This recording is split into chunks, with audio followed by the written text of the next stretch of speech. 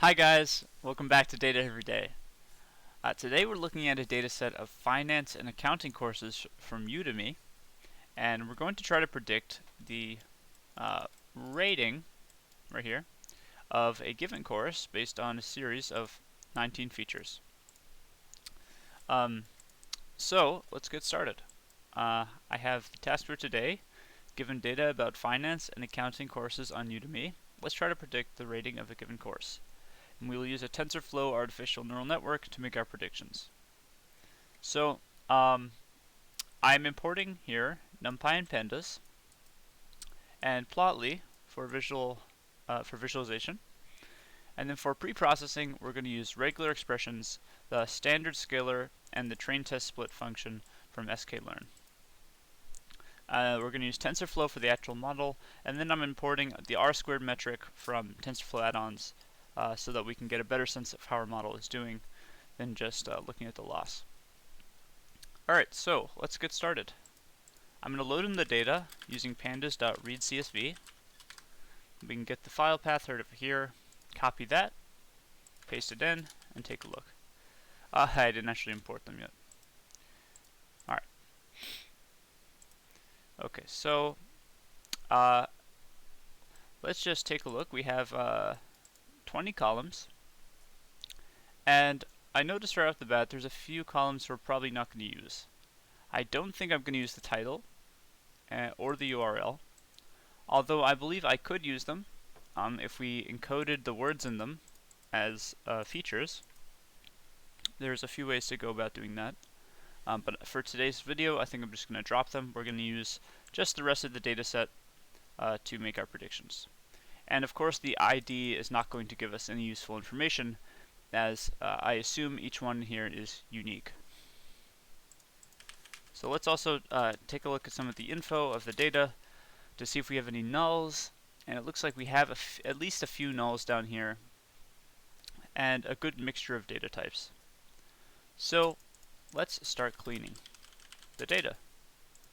Alright, so the first thing, generally, a good thing to do is, well actually before I check null values, why don't we just drop those unneeded columns, ID, title, and URL. So data.drop, and we're dropping ID. So let me just go through here like that, and then I'm going to specify that we're dropping from axis 1, so it comes off the columns, and that's going to be our new data. And now we have 17 columns, but now this is all the data we're going to use. So let's start by looking for null values. So we can get the isNA data frame, which will just have a true value whenever we have a null. You can see there's NaNs here, so we have true values there. If we take the mean across columns, this is the same as summing up each column and then dividing by the number of examples. So if you add false and true together, you get 1, because true becomes 1 and false becomes 0. So the mean will give us the percentage of true values in each column. So essentially, it's the percentage of null values in each column. And you can see there are no null values in these ones, but then we have 10% null here, 10% null here, 10% null here, and 3.6% in all of these ones. So one thing I noticed before we go forward is that we have these two columns here where we have a currency, and we don't know if the currency is unique. Like, we don't know how many values we have in there. So what I'd like to do is find out, because you'll notice that we have like we actually have to process out the rupee symbol here. So if we have multiple different currencies, we're going to have to keep this column in. But if everything is in rupees, then we can just drop the column because it's not providing any useful information. So let's check. Grab that column name, and we'll check the unique values of that column. And yeah, we only have one value in here. So all we have to do is check the other one, which is this one.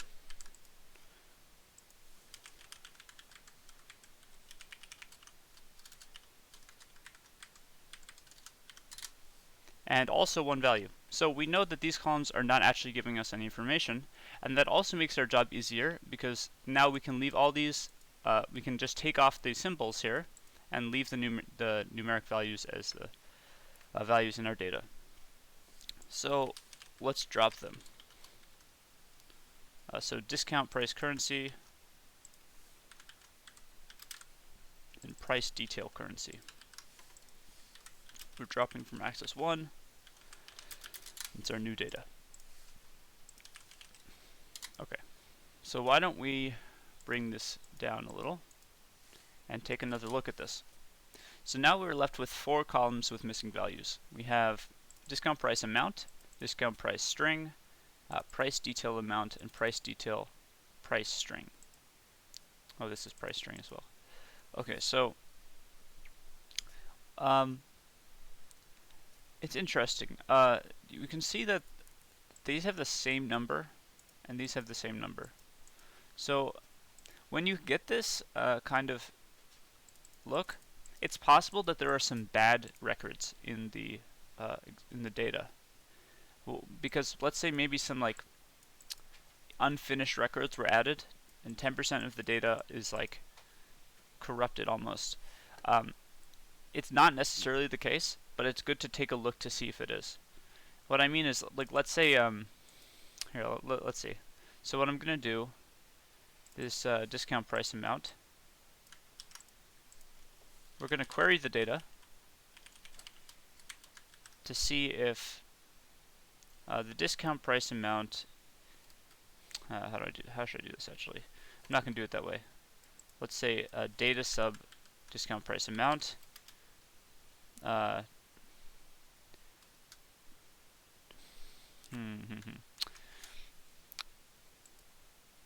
Right, so I'm going to say, okay, discount price amount dot is NA.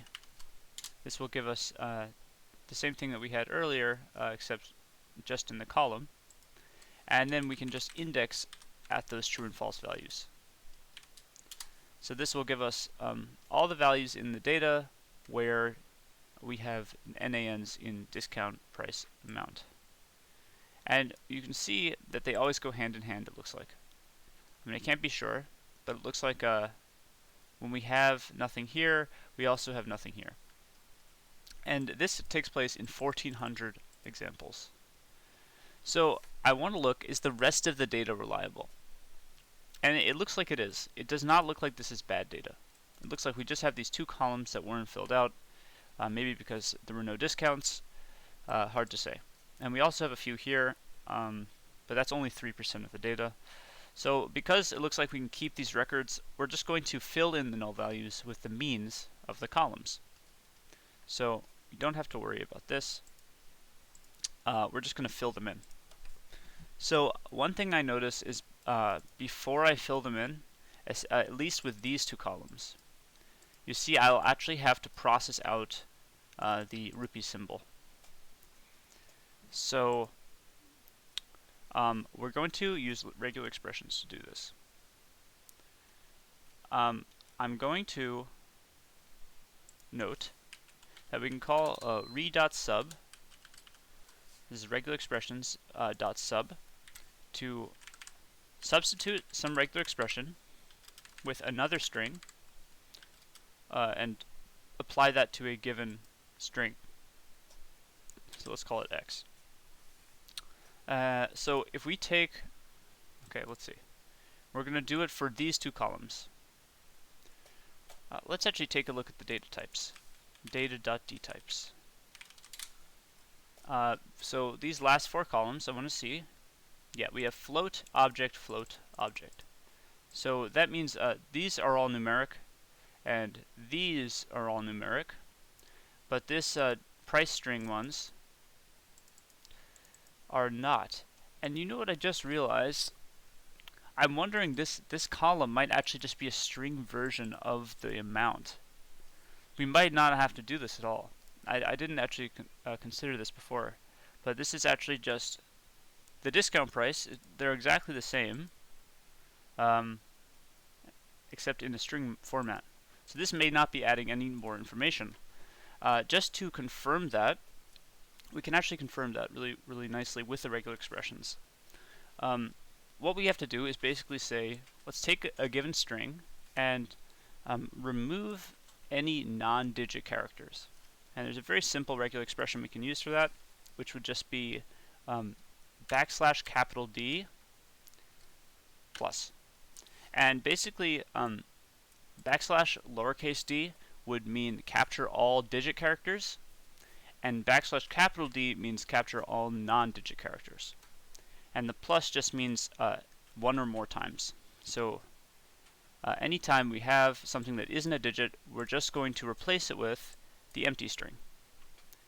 And we're going to do this to the string x for every x. So I'm going to apply a lambda function here.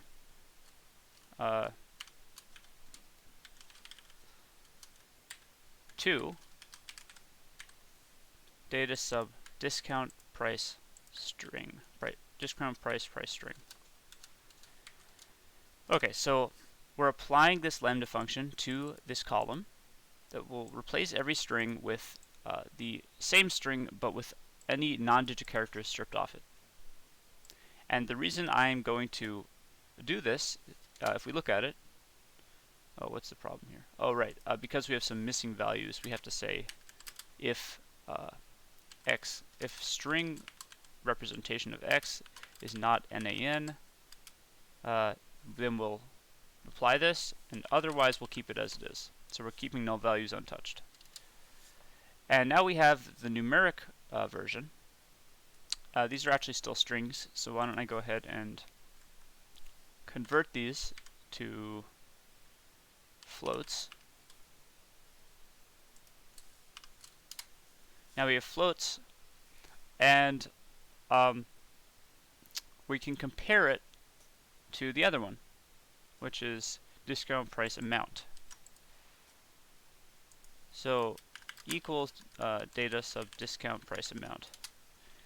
And it looks like, well, for the null values it's saying that it's not equal. That's interesting. Not sure what that's about. Maybe they're encoded differently. But it looks like they're true for how many? Let's see. So we're going to sum over this to get the total number of ones that are equal. And that there's 13,600 examples, and 12,000 of them are actually the same. So I wonder if that just accounts for the missing values. We know 10.3% of them are missing. So what we'll do is take the total number of rows, which is 13,608, and multiply by 10%. Well, actually, we can multiply it by 1 minus 10%. So we get the, sure enough, this is the same number that, so it's a bit of an involved process of checking if we have the same values in all rows between these two columns. Now we can see the reason I'm doing this. First, I converted the string column into numbers, and I checked it against the actual number column, and noticed that the total number that are equal to each other is the same as all the the number of non-null values in any one of these columns. So even though that was a bit of we spent a bit of time on that, we know now we can drop both these columns. I'm going to assume the same thing goes for this. So we're going to drop discount price string. Sorry, data dot drop discount price string and discount price price detail price string. All right, from axis 1, that's our data. Okay, so that actually makes our job easier. Although we basically wrote the code for what we needed to convert it. But so now we're down to one last task that I see, which is let's deal with these. So I'm gonna make, we're pretty much done with cleaning the data now. Oh, actually, no, we're not. We have to fill the missing values. Right, I forgot about this. Okay, so if we look at, dot mean, you can see we still have these 2 at the end, like this. So what I'm going to do is I'm going to say for column in discount price amount and price detail amount. So basically for each of these columns, data subcolumn equals data subcolumn dot fill NA with data subcolumn dot mean. So I'm just going to fill the missing values in each of these columns with the respective means. And now if I take a look at this, you can see we have zeros, and if we were to sum over the rows and then again over the columns, you can print the total missing values. And you'll see we have no more missing values. Okay, now we can move on. So call this encoding, splitting, scaling. We're just going to basically perform the rest of the pre-processing here in one section. I guess we could also say feature engineering.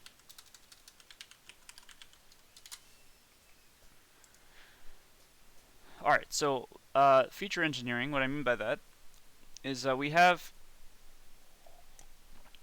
these date and time columns, and I want to extract some useful information from them. The way they currently are is not much use to us. We would want, the way it currently is, we could sort them in terms of recency and then encode it as an ordinal variable. And that's certainly possible. But the problem with that is that it does not capture seasonality very well.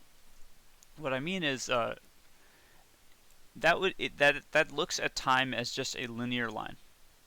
And in reality, time is not so linear. It's very cyclical. And especially months tell us a great deal about this cycle of the year. So hot or cold, essentially, humid or dry. The month gives us a lot more information than just the year. Year is also good to know how recent something is, but the month also tells us what time of year it is and gives us a lot more rich information. The day is not as useful. I tend not to use day so much because time of month is not such a profound metric, right? But month is time of year is certainly very, very important. So let's take the year and the month and use those as 2 new features. Oh, what happened here? My session ended. Let me just refresh this. Oh no. Oh, my internet cut out. Give me 1 second. Alright, we are back. I'm just going to run this again. Let's see, where were we? Alright, so we're going to try to create these date and month columns. And we're going to just apply a simple lambda function to do this. We notice that we have a string in the form of date time. We can get the first 4 characters of the string to give us the year, and the 5th and 6th, is this 5th? The 6th and 7th characters of the string to give us the month. So all I have to do is, what is it called? Created and published time. So data sub created dot apply lambda function that's going to take in an x, which will be one of these date time data, and we're going to return x evaluated or indexed from 0 to 4. And that will just give us the year, right? Let's also turn it into an integer. So that will just give us the year in integer form, which is perfect. So what we can do is just create a new column called created year, and then we can take that and make another one called created month, but instead of 0 to 4, we'll do 5 to 7. And I can just preview what this would look like. This would just be the month in integer form. So very nice. Okay, let's also do this for the published time. So here we're doing exactly the same thing, just for we're going to take two new columns, call this published year and published month. And when we're done, we're going to drop the original columns, which was created year, so like this, and published. Sorry, this should be created, not created year, and published time as well.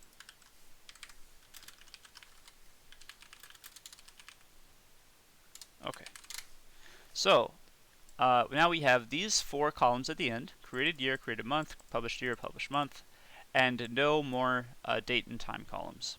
So looks like we're almost ready to prepare it to feed into the model. There's just one last thing I see, which is that these the is paid column and the is wishlisted column are true-false format, Boolean format. So why don't we just turn them into integers?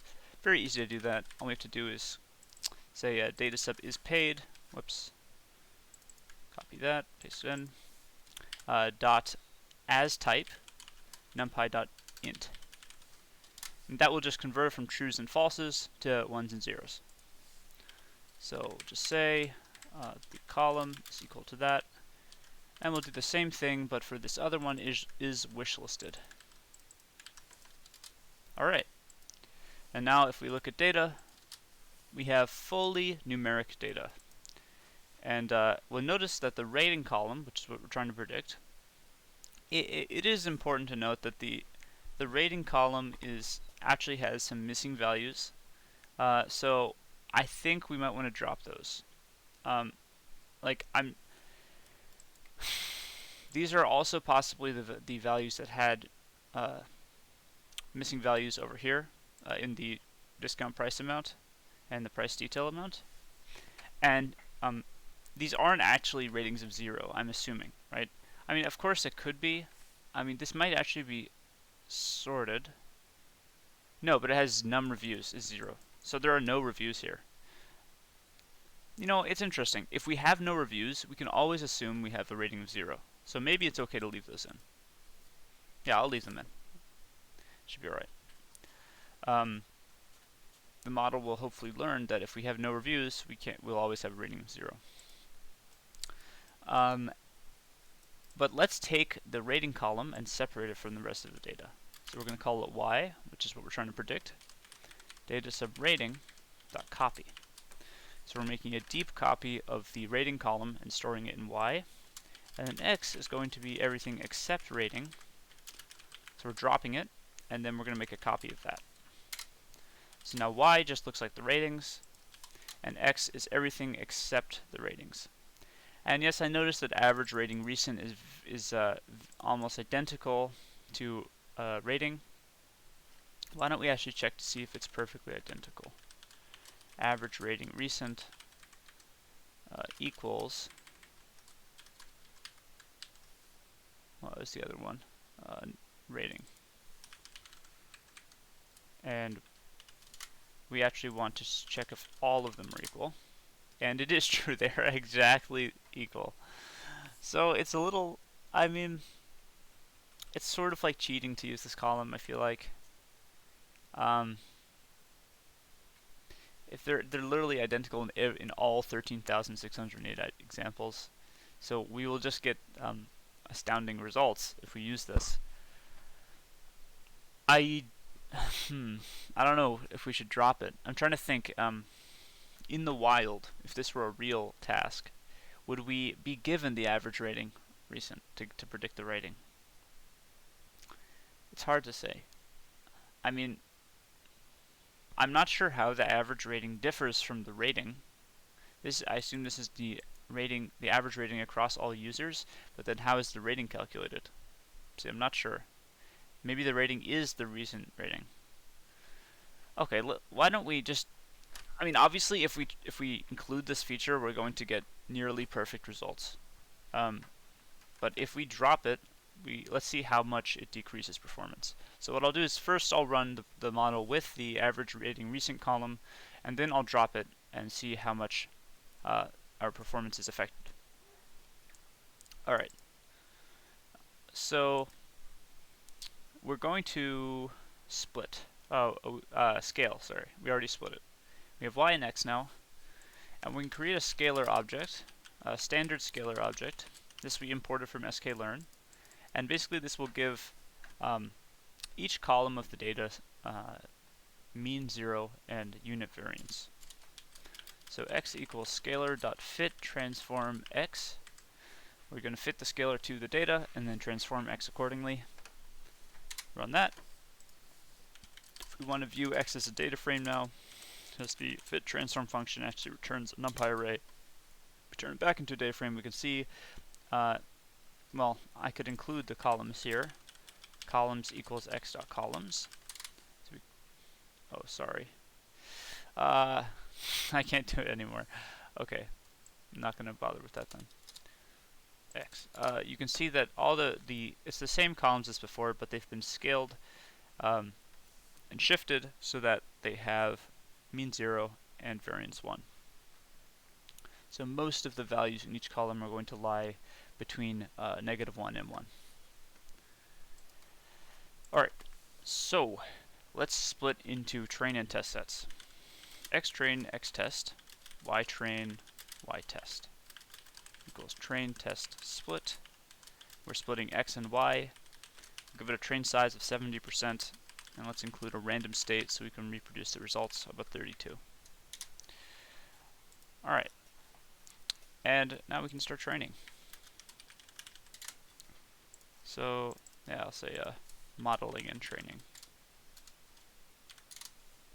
So we're going to just, first let's look at the shape, x.shape. This is going to be the shape of our inputs. So we have 14 features. Alright, let's set up a TensorFlow neural network using an input layer from Keras, tf.keras.input, specifying the shape as a vector of length 14. It's the number of features we have. And we're going to have two hidden layers, each one a dense layer with 64 activations and a ReLU activation function. Here we'll pass in inputs, and we'll have an identical layer, but we'll pass in x to the second one. Then for outputs, we'll have another dense layer that's going to give us it's a regression problem, so we're just we're predicting one numeric value and no activation on it. So I can say linear activation, which really just means no activation. This can be any number. Any real number at least. So model equals tf.keras.model, and I'm going to pass in inputs and outputs. Then we'll compile the model. We can use an atom optimizer, MSE loss, and then I'll specify I'll specify a batch size. How about 32? And we can train for 100 epochs, because I'm going to use a callback that will allow us to converge without worry about overfitting. So model.fit we will store in history, and we'll train it on the train set, xtrain, ytrain. Give it a validation split of 12%. I started using 12% because I feel like 20% might be a little much. If we have a very large amount of data, I might consider upping it, but this should be okay. That's still at least a few thousand examples. Alright, batch size. Batch size, right? We've already declared that, and epochs equals epochs. Alright, and then I'm going to include this callback function that will be tf.keras.callbacks.reduce learning rate LR on plateau. So it's sort of self-explanatory. When the loss stops decreasing at a high rate, when it starts plateauing, we'll decrease the learning rate so that we can converge nicely. And you'll see that if we have this callback, we can train for a very large number of epochs and not worry about overfitting. So let us train that. Oh, what happened? I must have not passed something in here. Yeah, I forgot to pass x. Alright, so while that goes, you can see we're getting quite low loss, and that's to be expected because right, we have that feature in there that's literally identical to the targets. So we're going to take that one out in just a second. But let's get the results. So I'm going to create a plotly express figure, px.line. We're going to draw values from the history, where we stored our models fit history, history.history. And then we're going to plot on the y the loss and validation loss from from the history. And we'll just give it some labels. The x will be epoch, and the y will be loss. Alright, fig.show. Plotly express is great for just plotting very simple charts if you're in a pinch. Now you can see the training loss and validation loss came down and then just completely converged just like this. And you can see we're actually in micro units for the loss value. So let's get a sense of how our model is doing. If we evaluate it, we're just going to get the loss on the test set, which isn't telling us much. You can see it's extremely small. But let's also check the R-squared score. So I'm assuming it'll be close to 1. We're going to create an array of predictions, which will be model.predict on the test set. So notice that if I run just that, we get this array, and the size of this, let me just get the shape of it and run just that. The shape is 4083 by 1. Now if we look at the test of the shape of y test, this is actually 4083. So there's this extra dimension if we use model.predict. And that's going to be a problem when we compare them using the R-squared metric. So we actually have to squeeze this, numpy.squeeze, which will remove that extra dimension. Note that if we take the shape of that, it will have removed this extra 1 dimension. And now they'll be the same size. Alright, so we're going to take the shape off, and that's going to be our predictions. If we look at what that looks like, it's now just an array of predictions, and y-test, even though it's a series, they'll both match up, they're the same shape. We can create a new R-squared metric, we'll call it R-squared maybe, equals, this is the R-square metric I imported from TensorFlow add-ons at the top. But we're going to just construct that object, and then we're going to call update state on the metric, and we're going to pass in y-test and y-pred. That's going to compare them and then get the R-squared value and store it in R-squared. Then we can print R-squared score, and we can just display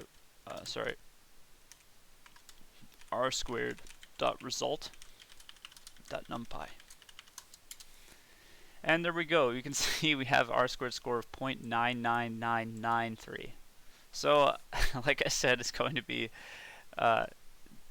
basically perfect, because we have this feature in here that's just giving us the answers, average recent rating. So why don't we go ahead and try it now without average recent rating. So up here where we have x, all I'm going to do is redefine x. I'm just going to run this again, and then I'm going to drop average recent rating from x. So x.drop, average recent rating, axis 1. So that's going to be our x. Then we'll scale it again, split it again, and try training a second time. Oh, I have to change the number of features now. So now the shape of x is 13 features. Alright, I'll just give that 1 second. Okay, let's plot the... You can see it's converged again, but the values at the end here are not quite as small. So we're definitely getting less, a little higher loss here. Still pretty low though. So let's again create our predictions and check the score. And 0.97. So it did go down some, but not too much. It's still a very good prediction, I'd say. Let's see. I want to try one more thing. You'll notice that average rating is also, we can see it's not identical, but it's very similar to rating. So what if we try it without average rating? That way it'd be more fair. It's all the features except rating features. And to do that, all we have to do is, instead of dropping average rating recent, let's also drop average rating. So now we'll drop this, and we won't have to worry about any sort of cheating. So I'm going to run this one more time, create that new x, then I'm going to drop these two columns from x, scale it, split it, and then the shape will be 12, so I'll change this to 12, and we'll run this and see how this one goes. Okay, it's done training. You can see that it has converged a little more jagged, but eventually it does converge nicely. And we have a much higher loss, 0.92. Still not too high, but definitely higher than 0.02. So 0.95 is our test set loss. Let's make our predictions again and see. Oh wow, our R-squared value has gone down to 0.13. So a substantial decrease. What this is saying is basically all these features are not that great at predicting the rating. These features here were doing all the heavy lifting for us, the average rating and average rating recent. I mean, surely we have some idea. It's not like, I mean, this is pretty bad, but it could be worse. We could even have a negative value of R squared. But I think in the real world, to get the rating, well, the rating isn't predicted. You know, if we were gonna like create a new course and we want to know how successful it would be, we would have we would not actually have access to num reviews, num subscribers, average rating, or average rating recent. So using these features is sort of weird. Of course, the experience of taking a course is very nuanced, and something like the amount it costs when it was published, these aren't really going to give us the full understanding of how good the course is. You actually have to take the course, and that's what the rating columns are actually giving us. But you know, in the end, I think I will just drop the average rating recent and use that. So with 13 features, and that will be the final model, which I think is fair but not too fair. So I guess that will conclude today's video. Thank you so much for watching. I hope you enjoyed it. If you did, make sure to subscribe and hit the bell for more content, and leave any comments you have in the section below. Thanks again for watching. I'll see you guys tomorrow. Have a fantastic day.